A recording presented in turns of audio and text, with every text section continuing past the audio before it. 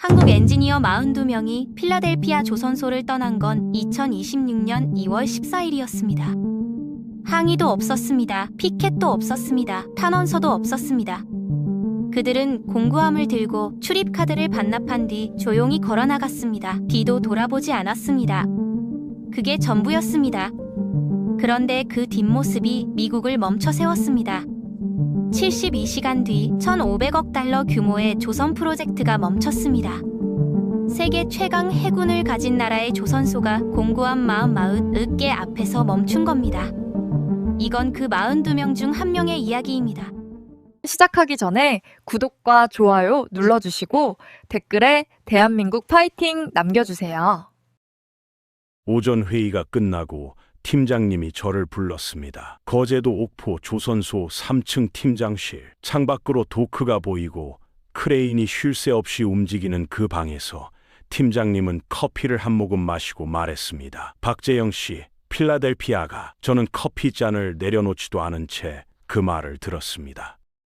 필라델피아, 미국 해군 조선소, 마스가 프로젝트, 1,500억 달, 입사 11년 만에 처음 받아보는 해외 파견이었습니다. 가슴이 뛰었는지 물어보면 솔직히 잘 모르겠습니다. 그냥 해야 할 일이 생겼다는 느낌이었습니다. 언제 출발입니까? 제가 물었습니다. 팀장님은 서류를 넘기며 대답했습니다. 2주 뒤. 짧았습니다. 저는 고개를 끄덕이고 자리에서 일어서려 했습니다. 그때 팀장님이 한마디를 더 했습니다. 서류에서 눈을 떼지 않은 채로요. 짐은 가볍게 싸, 공구함만. 저는 그 말을 그냥 흘려들었습니다. 해외 출장이니 짐을 간단히 챙기라는 뜻이겠거니 했습니다. 그게 얼마나 다른 의미인지는 석 달 뒤에야 알았습니다. 팀장님이 한 말 중에 흘려들어도 되는 말은 단 한마디도 없었는데 그때의 저는 그걸 몰랐습니다. 저는 용접 자동화 시스템 수석 엔지니어입니다. 정확히는 선체 블록 접합 공정의 자동화 설계와 현장 세팅을 담당합니다. 쉽게 말하면 로봇이 용접을 하게 만드는 사람입니다. 대학교 졸업하고 이 일만 11년을 했습니다. 이 일이 좋았습니다. 도면이 현실이 되는 순간, 자동화 장비가 처음으로 불꽃을 튀기는 순간, 그 순간만큼은 세상에 저밖에 없는 것 같았습니다. 팀장님은 그걸 알았습니다. 박재영은 현장에 붙여놔야 한다고 했다는 말을 동료한테서 들은 적이 있습니다. 그 말을 전해 들었을 때 이상하게 기뻤습니다. 칭찬보다 그 사람이 나를 정확하게 본다는 느낌이 좋았습니다. 팀장님 최동진. 저는 그분 밑에서 7년을 일했습니다. 그분이 어떤 사람인지 한마디로 설명하기가 어렵습니다. 감정이 없는 사람이라고 하면 틀립니다. 감정을 보여주지 않는 사람이라고 해야 맞습니다. 화가 나도 표정이 없고 기뻐도 표정이 없습니다. 협력사 미팅에서 상대방이 억지를 부려도 납기가 터져도 밤새 현장에 불이 켜져 있어도 팀장님의 얼굴은 항상 같습니다. 그런데 그 무표정이 무섭지 않습니다. 오히려 이상하게 믿음직합니다. 이 사람 옆에 있으면 뭔가 잘못되더라도 다 계획 안에 있는 것 같은 느낌이 듭니다. 7년 동안 그 느낌이 틀린 적이 없었습니다. 파견 준비를 하면서 저는 마스가 프로젝트 관련 자료를 전부 읽었습니다. 필라델피아 해군 조선소, 2차 세계대전 당시 미국 조선업의 심장이었던 곳입니다. 냉전 이후 쇠락했고 수십 년째 가동률이 떨어지다가 트럼프 행정부의 조선업 부활 프로젝트로 다시 살아났습니다. 우리 하나오션이 기술 지원을 맡았습니다. 자동화 용접 시스템 구축, 블록 조립 공정 세팅, 현지 기술자 교육, 계약 기간 3년. 저는 그 핵심 인력 42명 중 한 명이었습니다. 자료를 읽으면서 설렘보다는 책임감이 컸습니다. 미국 해군의 조선소에 한국 기술자가 들어간다는 게 어떤 의미인지 알고 있었으니까요. 출발 전날 밤 저는 공구함을 열어봤습니다. 토크렌치, 용접 마스크, 캘리퍼스, 현장에서 쓰는 메모 수첩 2권, 팀장님 말대로 딱 그것만 챙겼습니다. 옷은 최소한으로 넣었습니다. 책도 빼고 여분의 장비도 빼고 혹시 긴 파견이 될지 몰라 개인 물건을 더 챙길까 하다가 팀장님 말이 떠올랐습니다. 공구함만 왜 그렇게 말했을까 잠깐 생각했습니다. 그러다 그냥 덮었습니다. 팀장님 말에는 이유가 있습니다. 물어보지 않아도 됩니다. 그걸 아는데 7년이 걸렸습니다. 공구함 뚜껑을 닫으면서 생각했습니다. 이 안에 들어있는 것들로 미국 해군 조선소에서 뭘 만들게 되는 걸까? 그때는 그게 전부였습니다.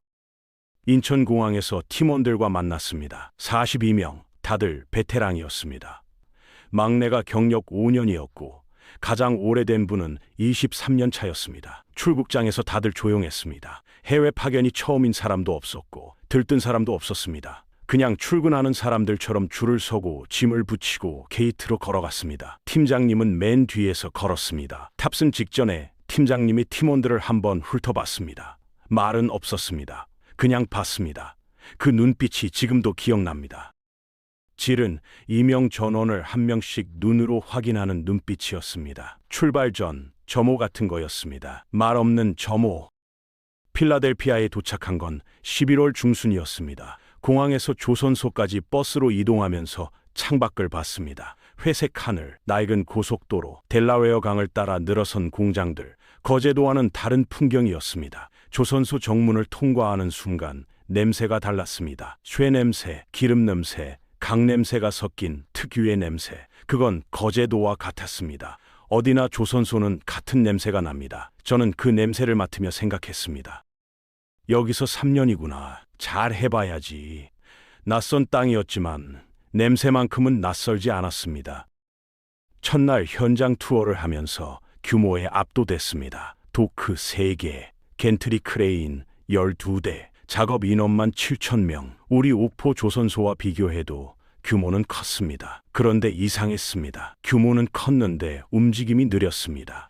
크레인이 블록 하나를 옮기는 데 걸리는 시간, 용접 한 줄을 완성하는 데 걸리는 시간, 전부 우리 기준으로 보면 2배였습니다. 저는 팀장님 옆에서 걸으며 조용히 말했습니다. 팀장님, 여기 많이 느립니다. 팀장님이 고개를 끄덕였습니다. 그러니까 우리가 온 거야. 숙소로 돌아오는 버스 안에서 팀장님이 처음으로 팀원 전체에게 말했습니다. 길지 않았습니다. 현장에서 미국 사람들한테 기술 자랑하지 마. 조용히 일해. 우리가 얼마나 빠른지 보여주는 것만으로 충분해. 그게 다였습니다. 저는 창밖을 보며 그 말을 곱씹었습니다. 자랑하지 마. 보여줘. 팀장님다운 말이었습니다. 그리고 그 말은 석 달 뒤 우리가 공구함을 들고 나올 때까지 팀 전체가 지킨 원칙이 됐습니다. 그때는 몰랐습니다. 그 원칙이 단순한 현장 지침이 아니라 팀장님이 짜놓은 판의 일부였다는 걸요. 필라델피아 해군 조선소에 도착한 첫날, 저는 도크 앞에서 한참을 멈춰 섰습니다. 규모가 압도적이었습니다. 축구장 12개를 붙여놓은 크기의 부지에 겐트리 크레인 12대가 하늘을 찌르고 있었습니다. 델라웨어 강에서 불어오는 바람이 쇠 냄새와 섞여 코를 찔렀습니다. 거제도 옥포 조선소와 같은 냄새였습니다. 어디나 조선소는 같은 냄새가 납니다. 저는 그 냄새를 맡으며 생각했습니다. 여기서 3년이구나. 잘 해봐야지. 크레인이 머리 위로 팔을 벌리고 있었습니다. 규모만 보면 거제도보다 훨씬 컸습니다. 그런데 첫눈에도 뭔가 달랐습니다. 소리가 적었습니다. 이상하게 조용했습니다. 그런데 이상했습니다. 규모는 우리보다 컸는데 현장이 느렸습니다. 크레인이 블록 하나를 옮기는데 우리 기준으로 2배 시간이 걸렸습니다. 용접 한 줄을 완성하는 속도도 마찬가지였습니다. 작업자들이 게으른 게 아니었습니다. 시스템이 없었습니다. 각자 알아서 하는 방식이었습니다. 저는 팀장님 옆에서 걷다가 조용히 말했습니다. 팀장님, 여기 많이 느립니다. 팀장님이 고개를 끄덕였습니다. 그러니까 우리가 온 거야. 저는 그 말이 단순히 맞다는 뜻이라고 생각했습니다. 하지만 나중에 생각해보면 그 말 안에도 뭔가 더 있었습니다. 우리가 왜 여기 왔는지, 그리고 우리가 여기서 뭘 해야 하는지. 미국 현장 책임자는 존 텔리였습니다. 필라델피아 조선소 노조위원장. 덩치가 컸습니다. 작업복 소매를 걷어붙인 굵은 팔에 기름때가 잔뜩 묻어 있었습니다. 첫날 우리 팀을 맞이하면서 악수를 청했는데 손이 제 손의 2배는 됐습니다. 웃음이 많은 사람이었습니다. 한국 사람들 일 잘한다고 들었소. 잘 부탁하오. 영어가 서툰 저한테도 천천히 또박또박 말해줬습니다. 나쁜 사람이 아니었습니다. 처음에는요. 나중에 생각해보면 그 첫 악수가 이 이야기의 시작이었습니다. 텔리도 저도 그때는 몰랐겠지요. 텔리는 우리 팀의 우호적이었습니다. 현장 투어도 직접 안내해줬고 미국 노동자들한테 우리를 소개할 때도 이 사람들한테 배울 게 있다고 했습니다. 점심시간에 같이 샌드위치를 먹으면서 농담도 주고받았습니다. 저는 텔리가 마음에 들었습니다. 그런데 팀장님은 달랐습니다. 텔리가 악수를 청할 때 받기는 했지만 웃지 않았습니다. 점심자리도 항상 피했습니다. 텔리가 말을 걸면 짧게 대답하고 끝냈습니다. 저는 팀장님이 영어가 불편한 줄 알았습니다. 나중에 알고 보니 그게 아니었습니다. 팀장님은 텔리를 처음 만난 날부터 이미 알고 있었던 겁니다. 이 사람이 어떤 식으로 변할지를요. 현장 세팅이 시작되면서 우리 팀의 속도가 드러났습니다. 자동화 용접 시스템 설치에 미국 측 예상 기간은 3주였습니다. 우리는 열흘 만에 끝냈습니다. 블록 조립 공정 재설계는 예상 기간 2주, 실제 소요 시간 닷새.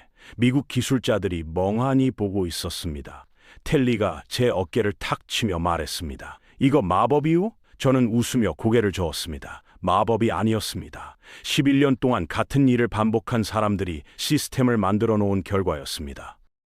팀장님은 그 말을 듣고 텔리 쪽을 한번 봤습니다. 웃지 않았습니다. 저는 그 눈빛이 뭘 뜻하는지 그때는 몰랐습니다. 알게 된 건 좀 나중이었습니다.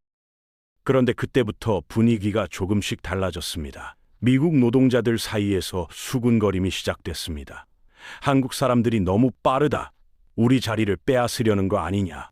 처음에는 작은 목소리였습니다. 텔리는 그때까지도 우리 편이었습니다. 저 사람들은 기술 지원하러 온 거야. 일자리 경쟁 아니야. 텔리가 진심으로 그렇게 믿었는지는 모르겠습니다. 하지만 그렇게 말해줬습니다. 저는 고마웠습니다. 팀장님은 그 말을 듣고도 표정이 없었습니다. 바람이 바뀌면 달라진다고 하셨는데 그 바람이 이미 불기 시작한 건지도 모른다는 생각이 그때는 들지 않았습니다. 어느 날 저녁 숙소에서 팀장님과 단둘이 남게 됐습니다. 다른 팀원들은 저녁 먹으러 나갔고 저는 도면 정리를 하고 있었습니다. 팀장님이 커피를 2잔 내려왔습니다. 한 잔을 제 앞에 놓으면서 말했습니다. 텔리 조심해. 뜬금없었습니다. 저는 커피 잔을 들며 물었습니다. 왜요? 나쁜 사람 아닌 것 같던데요. 팀장님이 창밖을 보며 대답했습니다. 나쁜 사람이라서가 아니야. 저 사람은 자기 편 아니면 적밖에 없어. 지금은 우리 편인데 바람이 바뀌면 달라져. 저는 그 말의 의미를 그때는 절반밖에 이해하지 못했습니다. 지금은 압니다. 텔리가 나빴던 게 아니었습니다. 그냥 바람이 바뀐 겁니다. 팀장님은 그 바람이 언제 바뀔지도 알고 있었을 겁니다. 2달이 지나면서 현장은 눈에 띄게 달라졌습니다. 가동률이 올라갔고 납기가 당겨졌습니다. 미국 해군 측에서 만족한다는 평가가 내려왔습니다. 우리 팀은 조용히 일했습니다. 팀장님 말대로 자랑하지 않았습니다. 그냥 했습니다. 그게 오히려 더 눈에 띄었던 것 같습니다. 워싱턴에서 상무부 관계자들이 현장 시찰을 왔다 갔습니다. 양복 차림의 사람들이 도크를 둘러보면서 뭔가를 수첩에 적었습니다. 팀장님은 그 사람들을 보면서 눈을 가늘게 떴습니다.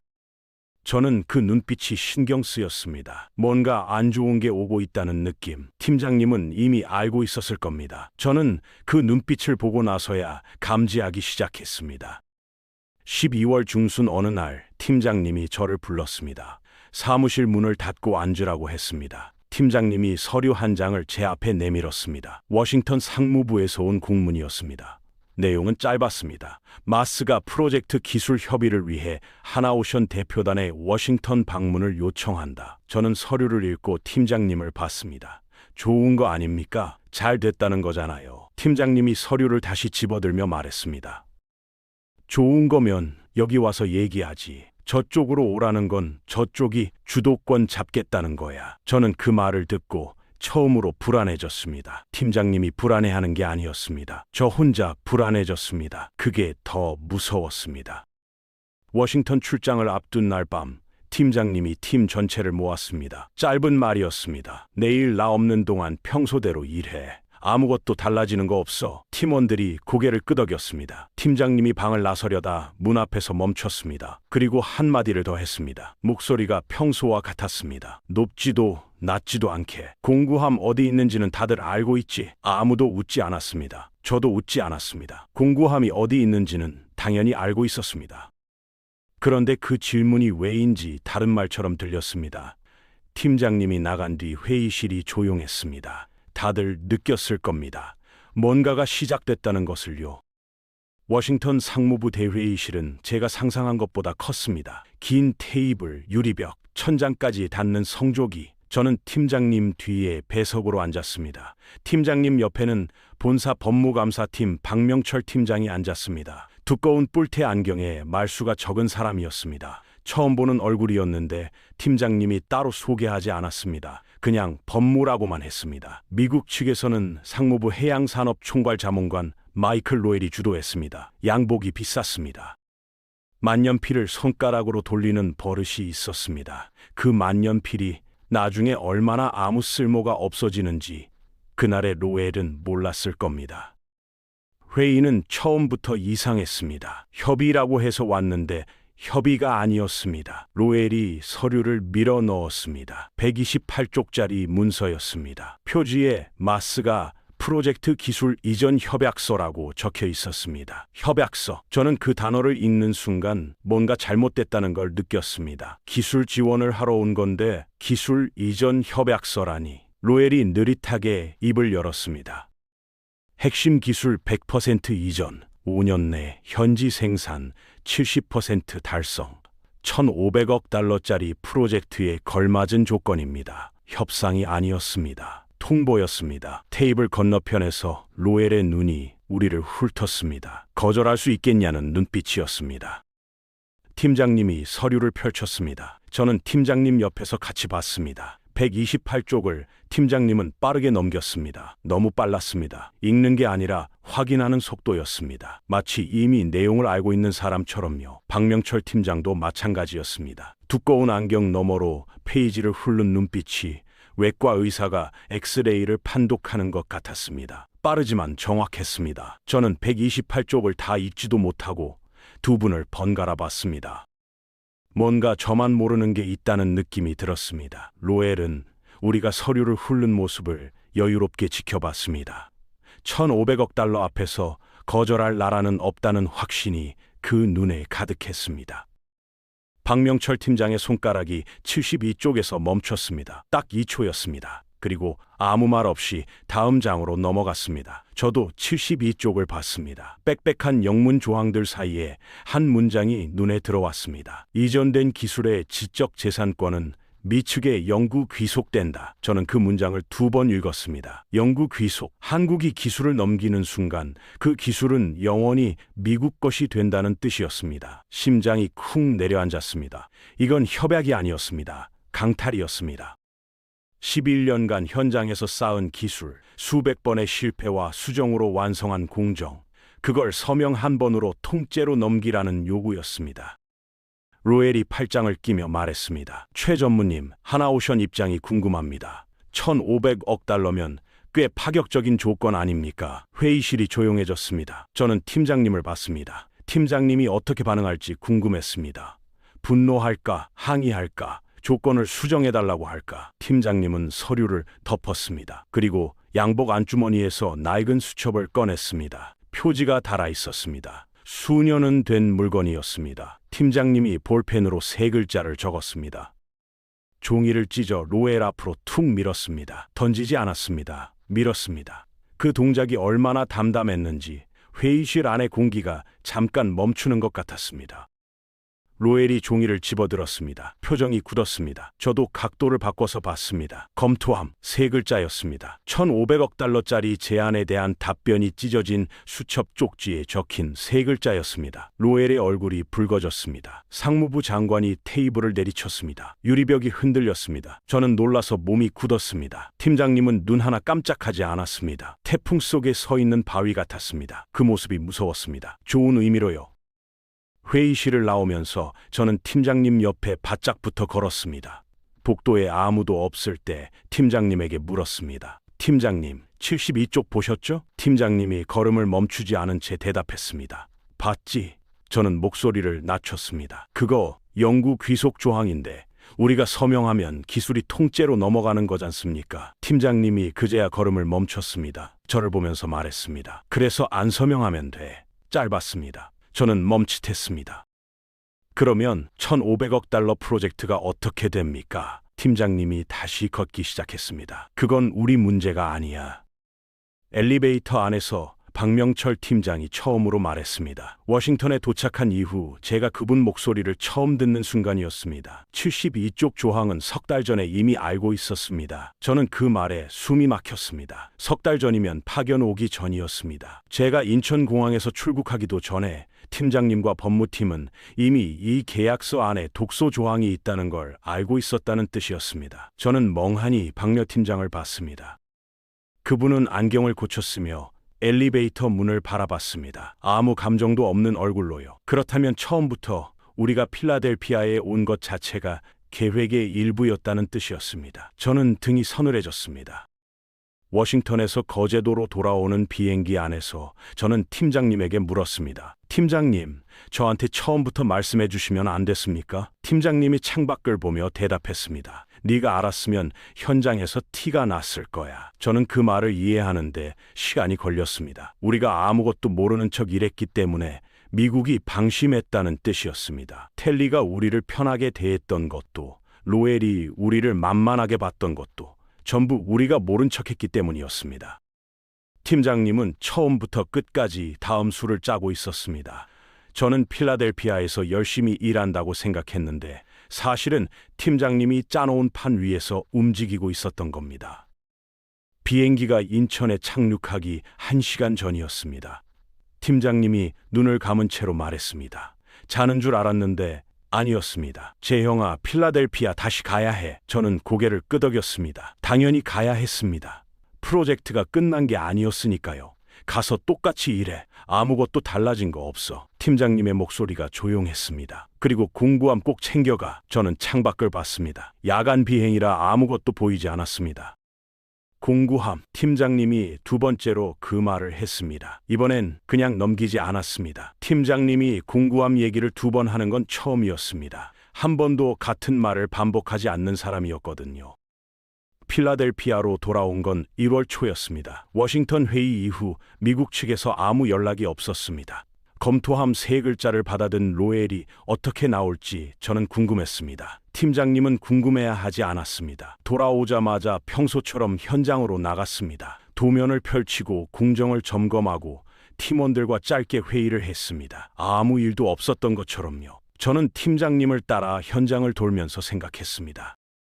저쪽이 가만히 있을 리 없는데 1,500억 달러짜리 제안을 세 글자로 돌려보낸 상대를 미국이 그냥 둘 리 없었습니다. 다음 수가 반드시 올 거라는 걸 알면서도 팀장님은 동요하지 않았습니다. 저는 그 침착함이 부러우면서도 무서웠습니다.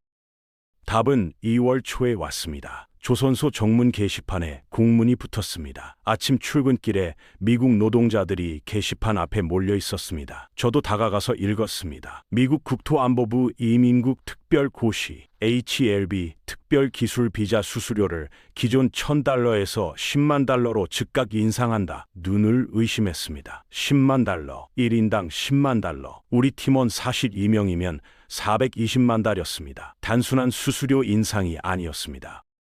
나가든지 돈을 내든지 그런 뜻이었습니다. 등골이 서늘해졌습니다. 존 텔리가 게시판 앞에서 환호했습니다. 작업복 소매를 걷어붙인 채 동료들 사이를 돌아다니며 등을 두들겼습니다. 드디어 됐어. 외국인들이 우리 일자리 빼앗던 시대가 끝났다고 박수 소리가 났습니다. 저는 그 박수 소리를 들으며 가슴이 이상했습니다. 2달 전에 같이 샌드위치를 먹으며 웃던 사람이었습니다. 팀장님 말이 맞았습니다. 바람이 바뀌면 달라진다고 했습니다. 바람이 바뀌었습니다. 저는 텔리와 눈이 마주쳤습니다.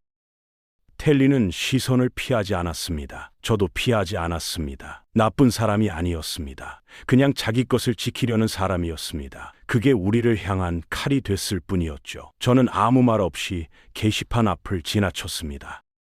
숙소로 돌아와서 팀장님에게 전화했습니다. 팀장님은 거제도에 있었습니다. 워싱턴 회의 이후 본사로 복귀해서 법무팀과 계속 협의 중이라고 들었습니다. 팀장님, 비자 수수료 공문 보셨습니까? 팀장님이 대답했습니다. 봤어. 짧았습니다. 저는 숨을 고르며 물었습니다. 어떻게 합니까? 수화기 너머로 잠깐 침묵이 흘렀습니다. 그리고 팀장님이 말했습니다. 짐 싸. 저는 수화기를 잡은 손에 힘이 들어갔습니다. 지금요?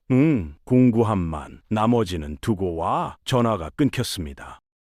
저는 수화기를 내려다봤습니다. 짐 싸. 공구함만. 팀장님이 세 번째로 그 말을 했습니다. 첫 번째는 발령받던 날, 두 번째는 워싱턴 가는 비행기 안, 그리고 지금. 저는 그제야 이해했습니다. 팀장님이 처음부터 이 상황을 예상하고 있었다는 것을. 공구함만 챙기라는 말은 짐을 간단히 하라는 뜻이 아니었습니다. 언제든 떠날 준비를 하고 있으라는 뜻이었습니다. 파견 첫날부터 철수를 준비하고 있었던 겁니다. 저는 방 안을 둘러봤습니다. 석 달치 짐이 쌓여 있었습니다. 공구함 옆에 놓인 것들을 하나씩 봤습니다. 챙길 것과 버릴 것을 구분하는데 오래 걸리지 않았습니다. 팀장님이 이미 정해준 기준이 있었으니까요. 팀원들한테 연락을 돌렸습니다. 짐 싼다는 말을 꺼내기가 망설여졌습니다. 그런데 이상했습니다. 다들 이미 알고 있는 것 같았습니다. 알겠습니다라는 대답이 너무 빨리 나왔습니다. 경력 23년차 선배 엔지니어한테 전화했을 때도 마찬가지였습니다. 알았어. 공구함만이지? 되물었습니다. 저는 잠깐 말을 잃었습니다. 어떻게 아셨습니까? 선배가 짧게 웃었습니다. 최 팀장이 그런 사람이야. 처음부터 준비시켜 놓는 사람. 저는 전화를 끊고 멍하니 앉아 있었습니다. 저만 몰랐던 건지도 모르겠다는 생각이 들었습니다. 42명 중에 저만 팀장님 말의 진짜 의미를 마지막에 깨달은 건 아닐까 싶었습니다. 짐을 싸는데 오래 걸리지 않았습니다. 공구함에 도구들을 하나씩 넣었습니다. 토크렌치, 용접 마스크, 캘리퍼스, 메모 수첩. 석 달 동안 현장에서 쓴 수첩이었습니다. 페이지마다 공정 메모와 수치가 빼곡했습니다. 이건 제 것이었습니다. 머릿속에 있는 것들을 적어놓은 것이니까요. 기술 자료는 하나도 챙기지 않았습니다. 공정 데이터, 설계 도면, 시스템 매뉴얼, 전부 서버 안에 있었고 서버는 우리 것이었습니다. 팀장님이 말하지 않아도 알았습니다. 우리가 만든 건 우리가 가져갑니다. 서류 형태가 아니라도요. 공구함을 닫으면서 방 안을 한번 둘러봤습니다. 침대, 책상, 창밖으로 보이는 델라웨어 강, 석 달을 살았던 방이었습니다. 미련은 없었습니다. 그런데 이상하게 현장 생각이 났습니다. 3번 도크, 자동화 용접 라인. 처음 불꽃이 튀던 순간 우리가 세팅한 시스템이 처음으로 작동했을 때 팀원들이 조용히 박수를 쳤습니다. 시끄럽지 않았습니다. 그냥 짧은 박수였습니다. 그 소리가 생각났습니다. 우리가 만든 것들이 저 현장 안에 남아 있었습니다.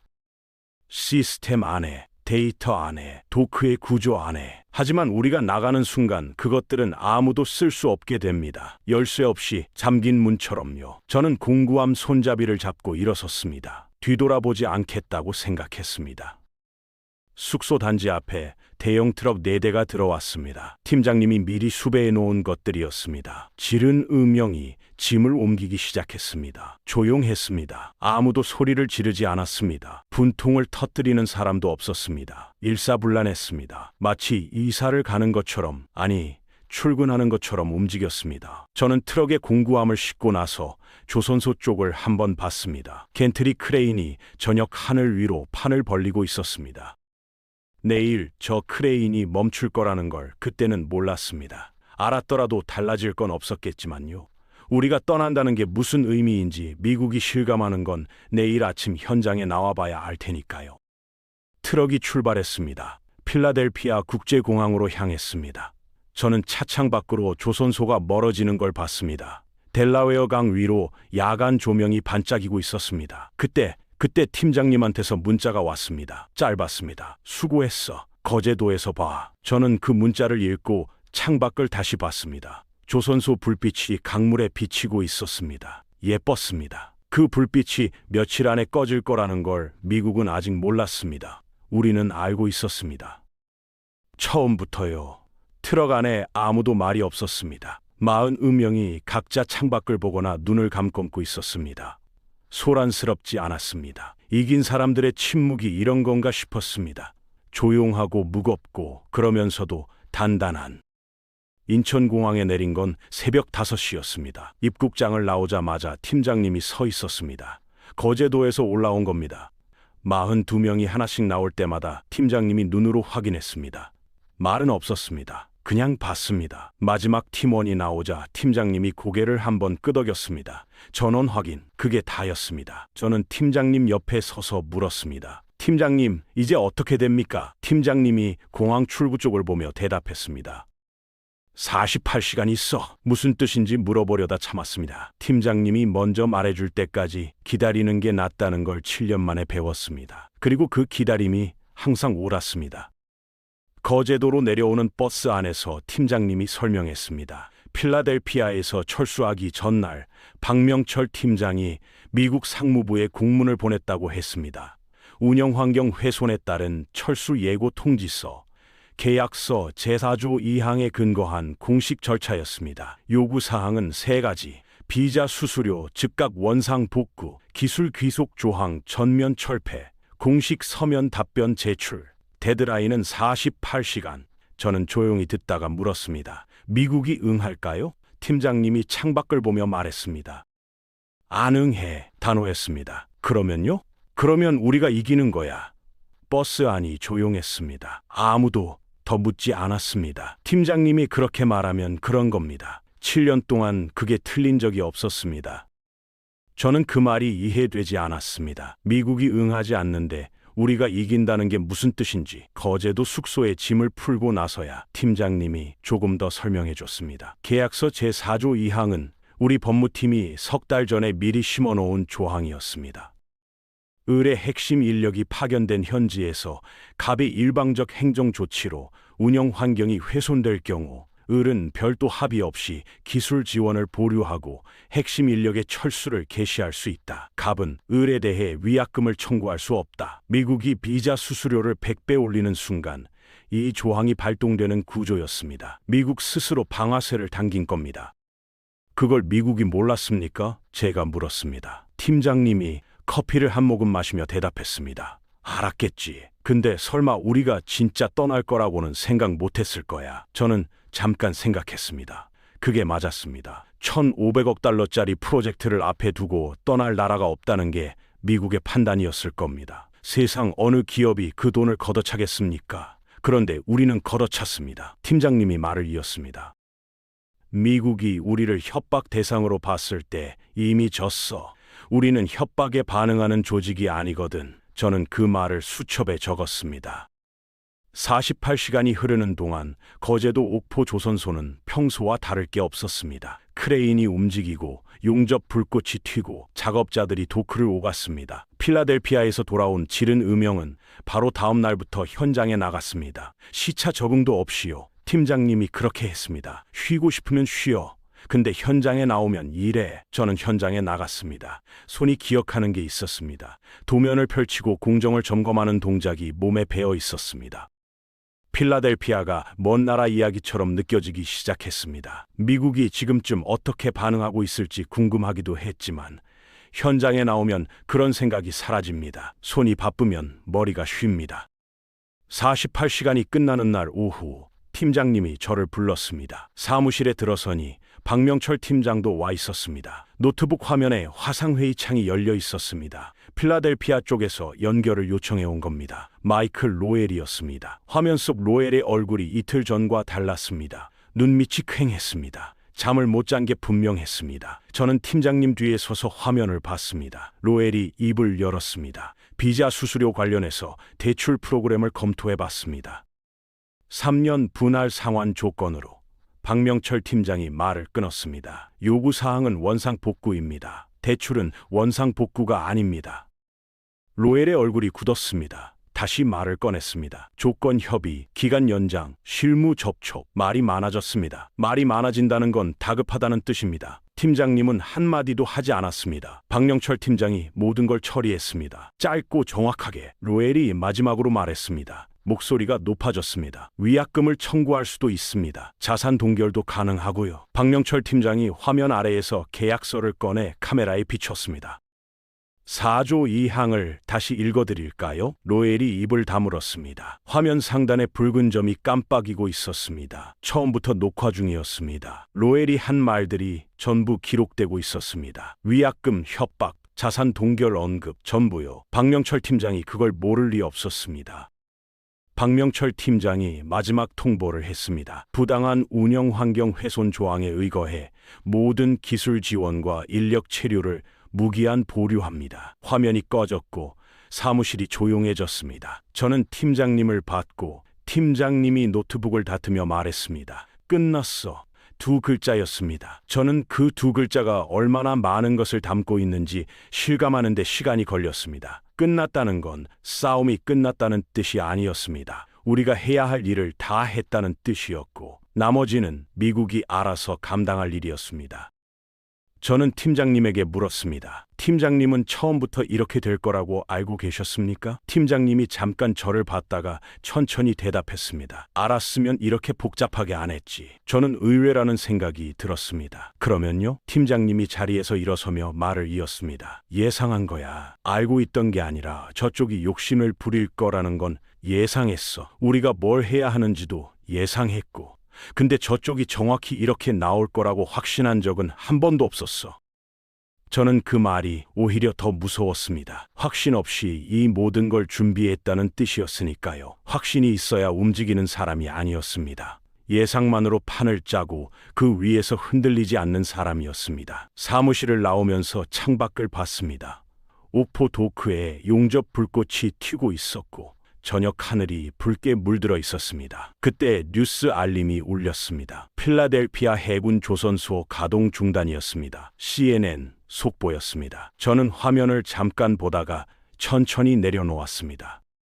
팀장님은 이미 복도 저쪽으로 성큼성큼 걸어가고 있었습니다. 뉴스를 확인하지 않았습니다. 알고 있었을 겁니다. 아니면 예상했거나요. 저는 팀장님의 뒷모습을 보며 조용히 생각했습니다. 저 사람은 지금 무슨 생각을 하고 있을까? 아마 아무 생각도 안 하고 있을 겁니다. 다음 도면을 생각하고 있겠지요. 그게 그분이었습니다. 항상 그랬고 앞으로도 그럴 것이었습니다. 저는 그 뒷모습이 복도 저 끝에서 완전히 사라지고 나서야 비로소 발걸음을 옮길 수 있었습니다.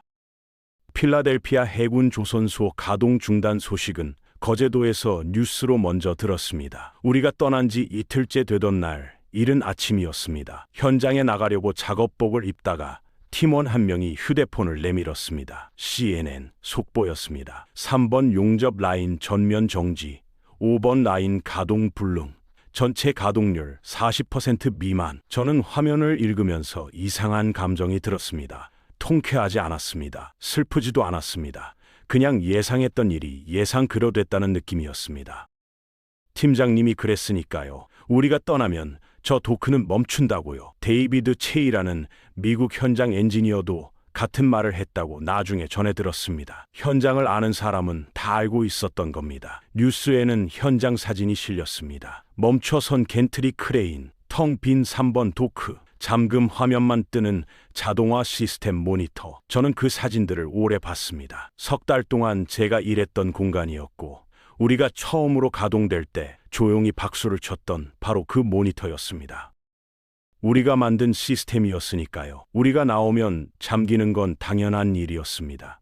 그게 슬프지 않았습니다. 그냥 사실이었습니다. 텔리 이야기도 나왔습니다. 뉴스 영상에 텔리가 잡혔습니다. 조선소 정문 앞에서 무릎을 꿇고 앉아 얼굴을 두 손으로 감싸고 있었고 일주일 전에 한국인 비자 인상에 환호하던 바로 그 사람이었습니다. 저는 그 장면을 보면서 텔리가 나쁜 사람이 아니었다는 생각을 다시 했습니다. 그저 자기 일자리를 지키고만 싶었던 것뿐이었습니다. 이제 텔리가 지키려 했던 7,000개의 일자리가 우리가 떠난 자리와 함께 사라질 위기였습니다. 저는 텔리한테 연락하고 싶었지만 결국 하지 않았습니다. 할 말이 없었습니다.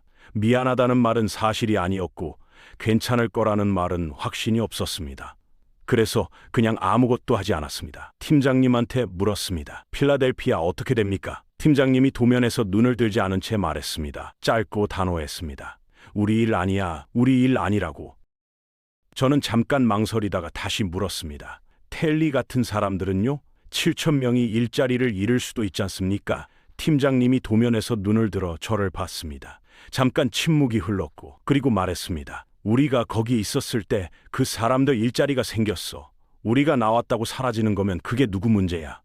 저는 대답하지 못했습니다. 틀린 말이 없었으니까요.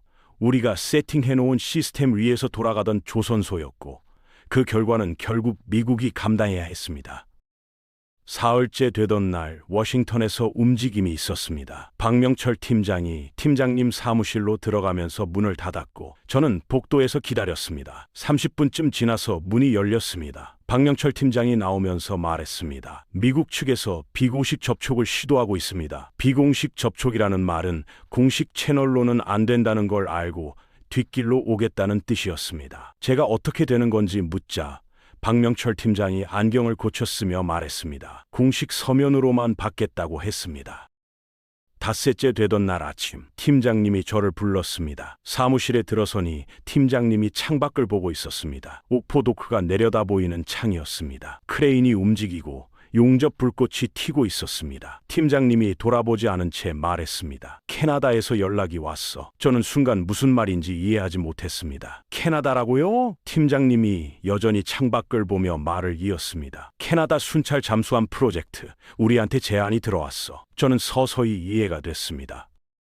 미국이 필라델피아에서 우리를 쫓아내는 동안 캐나다는 다른 방향에서 문을 두드리고 있었던 겁니다. 언제부터입니까? 제가 묻자 팀장님이 돌아서며 말했습니다. 필라델피아 가기 전부터. 저는 숨이 막혔습니다. 우리가 필라델피아에서 일하는 동안 팀장님은 캐나다와 동시에 협의를 진행하고 있었던 겁니다. 그러면 처음부터 미국 프로젝트는 포기할 수도 있다고 보셨던 겁니까? 팀장님이 의자에 앉으며 말했습니다. 포기가 아니야.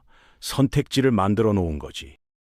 선택지. 그 단어가 머릿속에서 계속 맴돌았습니다. 팀장님이 서류를 천천히 펼치며 말했습니다. 캐나다 순찰 잠수함 프로젝트. 예산 420억 캐나다 달러. 우리 돈으로 약 60조 원. 저는 그 숫자를 듣고 멍했습니다. 기술 이전이라는 단어가 계약서 어디에도 없었습니다. 어떤 면에서는 미국 프로젝트보다 더 중요한 의미를 가진 계약이었습니다. 팀장님이 서류 위에 펜을 올리며 말했습니다. 필라델피아에서 공구함 챙겨온 사람들한테 새 도면이 생겼어. 저는 그 말을 듣고 입꼬리가 올라가는 걸 느꼈습니다. 이 일이 시작된 이후로 처음으로 웃었습니다. 그날 저녁 팀원들과 함께 밥을 먹었습니다. 거제도 조선소 근처 단골 식당에서 삼겹살에 소주를 곁들였습니다. 필라델피아에서 돌아온 이후 처음으로 다 같이 모인 자리였습니다. 누군가 필라델피아 얘기를 꺼냈습니다. 텔리 얘기, 도크 얘기, 공구함 얘기. 쓴 웃음이 아닌 그냥 웃음이 났습니다. 경력 23년 차 선배가 소주잔을 들며 말했습니다. 최 팀장이 처음부터 다 알고 있었던 거야. 다들 고개를 끄덕였습니다. 저도 끄덕였습니다. 팀장님은 그 자리에 없었습니다. 아마 사무실에서 캐나다 도면을 들여다보고 있었겠지요. 자리가 파할 무렵 제 휴대폰에 문자가 왔습니다. 팀장님이었습니다. 내일 아침 8시 캐나다 프로젝트 착수 회의, 공구함 챙겨와. 저는 그 문자를 읽고 웃었습니다. 공구함, 또 그 말이었습니다. 이번엔 그 의미를 처음부터 알았습니다. 떠날 준비가 아니었습니다. 일할 준비였습니다. 저는 3글자로 답장을 보냈습니다. 알겠습니다. 끝내 답장이 오지 않았습니다. 팀장님답게요. 캐나다 프로젝트 착수 회의는 다음 날 아침 8시 정각에 시작됐습니다. 팀장님은 1분도 늦지 않았습니다. 삐씰 2명이 회의실에 모였습니다. 필라델피아에서 공구함을 들고 나온 그 사람들이 이틀 뒤 같은 자리에서 새 도면을 받아들고 있었습니다. 팀장님이 서류를 나눠줬습니다. 캐나다 순찰 잠수함 프로젝트 기본 계획서였습니다. 표지에 하나오션 로고와 캐나다 연방조달청 로고가 나란히 찍혀 있었습니다. 미국 우리를 쫓아낸 자리에 이게 들어오는 거구나 하는 생각이 들었습니다.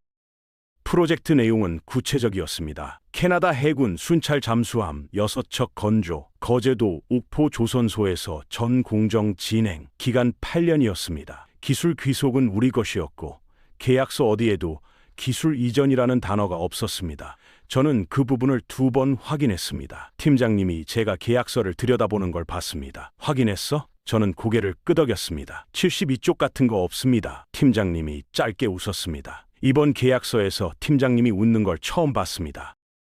회의가 끝나고 나서 팀장님이 저를 잠깐 남겼습니다. 다른 팀원들이 나가고 나서 팀장님이 말했습니다. 캐나다 측에서 요청이 하나 있어. 저는 기다렸습니다. 캐나다 총리가 직접 서명식에 온대. 거제도로. 저는 잠깐 멈췄습니다. 팀장님이 말을 이었습니다. 캐나다 입장에서는 이게 단순한 계약이 아니야. 미국이 우리를 쫓아낸 직후에 캐나다가 받아들였다는 메시지를 세계에 보내는 거거든. 저는 그제야 이해했습니다. 60조 원짜리 계약이 단순한 사업이 아니라는 걸요. 외교였습니다. 서명식 날짜가 잡혔습니다. 2월 20일 우리가 필라델피아를 떠난 지 정확히 6일 뒤였습니다. 팀장님이 서명식 준비를 지시했고 저는 현 준비 담당이었습니다. 도크를 돌아보면서 새삼 느꼈습니다. 옥포 조선소와 필라델피아는 달랐습니다. 필라델피아는 규모가 컸지만 느렸습니다. 여기는 작은 것 하나 허투루 넘어가지 않았고 크레인 하나가 움직이는데 낭비가 전혀 없었습니다. 이게 우리 것이었습니다. 빌려준 게 아니라 수십 년간 함께 쌓아온 것이었습니다. 서명식 전날 밤 팀장님이 저를 불렀습니다. 늦은 시간이었고 사무실에 불이 켜져 있었으며 책상 위에 서류가 쌓여 있었습니다. 팀장님이 커피를 건네며 앉으라고 했습니다. 내일 총리가 오면 언론이 많이 올 거야. 우리 팀원들한테 한 가지만 전해줘. 카메라 보고 웃지 말고 그냥 일해. 저는 잠깐 의아했습니다. 이런 날 좀 웃어도 되지 않습니까? 팀장님이 커피를 한 모금 마시며 말했습니다. 우리가 이긴 게 아니야. 그냥 우리답게 한 거야. 우리답게 하는 사람은 카메라 앞에서도 그냥 일하는 거야. 서명식 당일 오전 캐나다 마크 카니 총리가 옥포 조선소 정문을 통과했습니다. 저는 도크에 있었습니다. 팀장님 말대로 도면을 확인하고 공정 순서를 점검하며 일하고 있었습니다. 뒤에서 카메라 플래시가 터지는 소리가 들렸지만 고개를 돌리지 않았습니다. 팀장님이 카니 총리와 나란히 걸으며 총리의 질문에 짧게 대답하는 모습이 눈에 들어왔습니다. 총리의 표정이 인상적이었습니다. 이 규모를 처음 보는 사람의 얼굴이었습니다. 저는 다시 도면으로 눈을 돌렸습니다.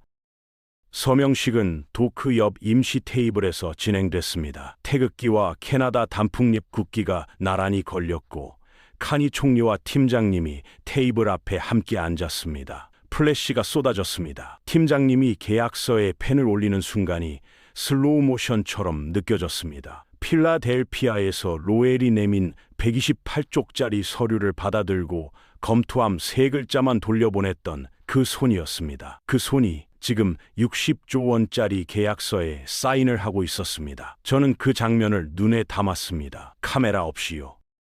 카니 총리가 마이크를 잡고 영어로 말했고 통역이 따라붙었습니다. 미국이 스스로 걷어찬 세계 최고의 기술, 캐나다가 60조 원을 걸고 완벽하게 독점합니다. 우리는 동맹의 기술을 강탈하지 않습니다. 존중합니다. 존중합니다. 그 단어가 귀에 걸렸습니다. 저는 팀장님을 봤습니다. 팀장님은 총리의 말을 들으면서 아무 표정도 없었습니다. 감격도 없고 뿌듯함도 없었습니다. 그냥 다음 도면을 생각하는 사람의 얼굴이었습니다. 저는 그 얼굴이 가장 팀장님답다고 생각했습니다. 서명식이 끝나고 언론이 빠져나갔습니다. 도크가 다시 일상으로 돌아왔고 크레인이 움직이며 용접 불꽃이 튀었습니다. 42명이 각자 자리로 돌아갔습니다. 저도 도면 앞에 앉았을 때 휴대폰이 울렸습니다. 존 텔리였습니다. 잠깐 고민하다가 받았습니다.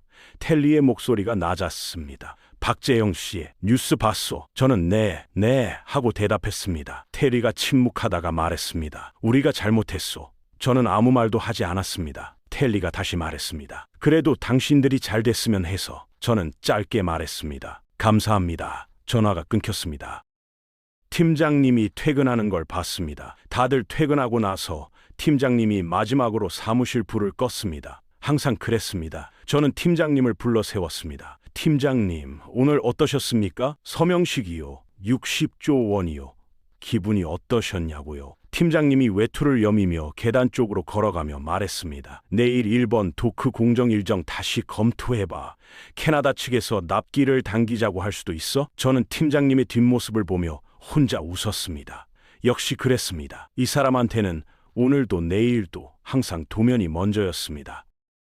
인천공항에 내린 건 새벽 5시였습니다. 입국장을 나오자마자 팀장님이 서 있었습니다. 거제도에서 올라온 겁니다. 42명이 하나씩 나올 때마다 팀장님이 눈으로 확인했습니다. 말은 없었습니다. 그냥 봤습니다. 마지막 팀원이 나오자 팀장님이 고개를 한번 끄덕였습니다. 전원 확인. 그게 다였습니다. 공항 로비가 새벽이라 조용했고 지른 음영이 각자 짐을 들고 서 있었습니다. 공구함, 작은 배낭, 그게 전부였습니다. 필라델피아에서 석 달을 살았던 사람들의 짐이 그게 다였습니다.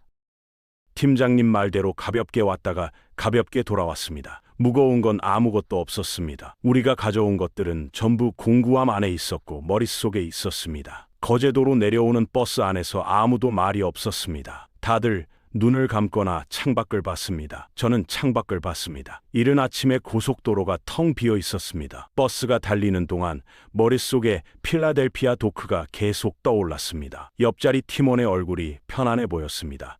할 일을 다 했다는 사람의 얼굴이었습니다.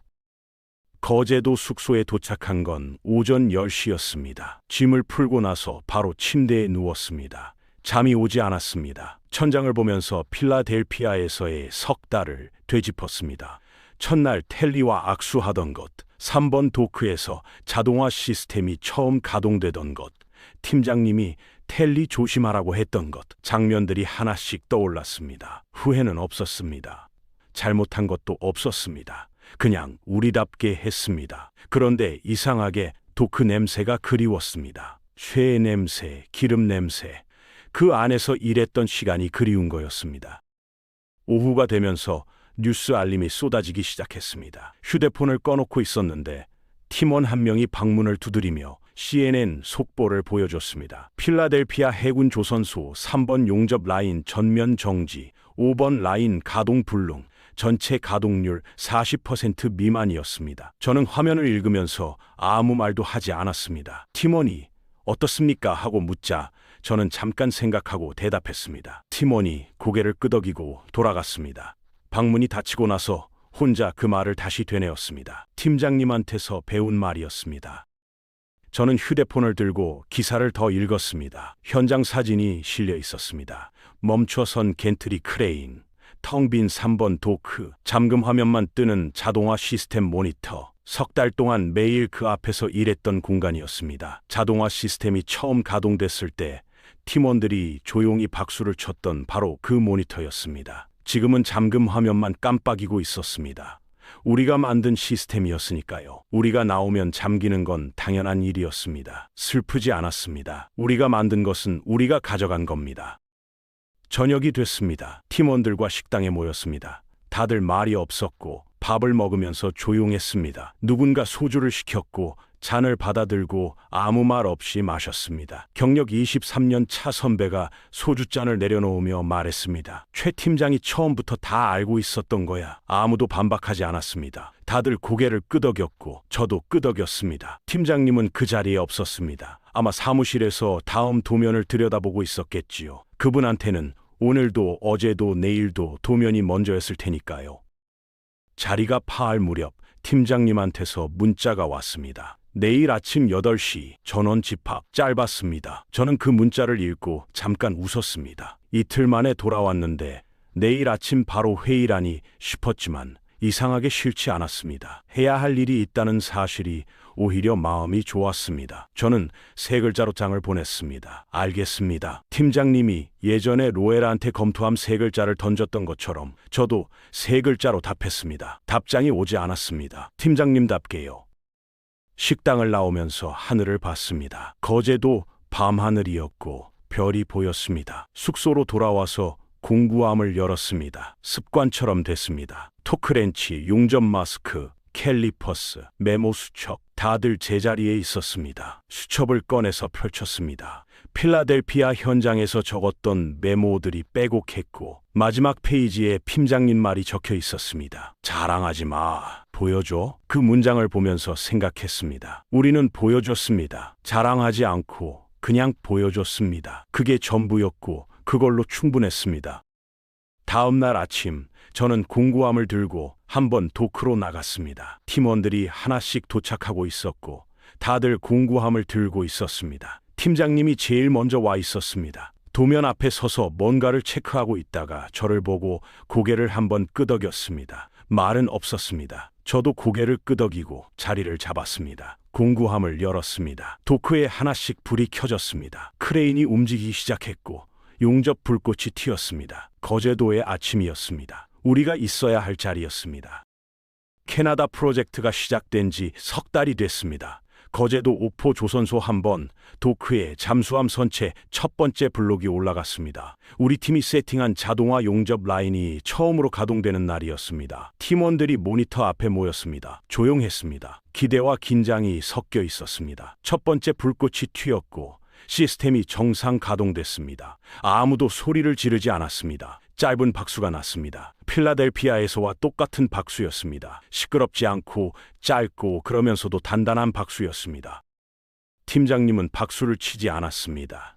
모니터 수치를 확인하고 있었습니다. 오차 범위, 속도, 용접 깊이를 하나씩 체크하면서 고개를 끄덕이다가 팀원들을 돌아보며 말했습니다. 이번 라인 세팅 시작해. 그게 다였습니다. 저는 7년 만에 그걸 알았습니다. 팀장님이 다음 일을 시킨다는 건 지금 한 일이 잘 됐다는 뜻이었습니다. 잘못됐으면 지금 한 일을 다시 시킵니다. 다음으로 넘어가면 됐다는 겁니다. 팀원들도 말없이 움직였습니다. 다들 알고 있었습니다. 팀장님이 다음을 말했으니까요. 그날 저녁 저는 혼자 도크를 걸었습니다. 퇴근 시간이 지나서 사람이 없었고 조명이 꺼진 도크에 달빛이 들어왔습니다. 1번 라인 모니터가 아직 켜져 있었습니다. 가동 중이었습니다. 저는 모니터 앞에 서서 수치들을 봤습니다. 정상이었습니다. 필라델피아에서는 이 모니터가 우리가 떠나는 순간 잠금 화면으로 바뀌었습니다. 여기서는 달랐습니다. 우리가 여기 있는 한 계속 돌아갈 겁니다. 그리고 우리는 여기 있을 겁니다. 이 도크는 우리 것이었으니까요. 빌려준 게 아니라 우리가 쌓아온 것이었습니다. 숙소로 돌아와서 공구함을 열었습니다. 습관이 됐습니다. 토크렌치, 용접 마스크, 캘리퍼스, 다들 제자리에 있었습니다. 수첩을 꺼내서 처음 페이지를 펼쳤습니다. 필라델피아 도착 첫날 적어둔 메모였습니다. 숙소 주소, 조선소 출입 코드, 그리고 팀장님 말, 자랑하지 마, 보여줘. 마지막 페이지를 폈습니다. 거제도로 돌아오는 버스 안에서 적은 것이었습니다. 우리가 이긴 게 아니야. 그냥 우리답게 한 거야. 저는 그 문장을 오래 봤습니다. 우리답게. 처음 들었을 때는 뭔 뜻인지 몰랐습니다. 지금은 압니다. 협박을 받아도 흔들리지 않는 것, 분노하지 않고 계약서대로 하는 것, 공구함만 챙겨서 조용히 나오는 것, 그리고 새 도면 앞에서 다시 일을 시작하는 것, 그게 다였고 그게 전부였습니다.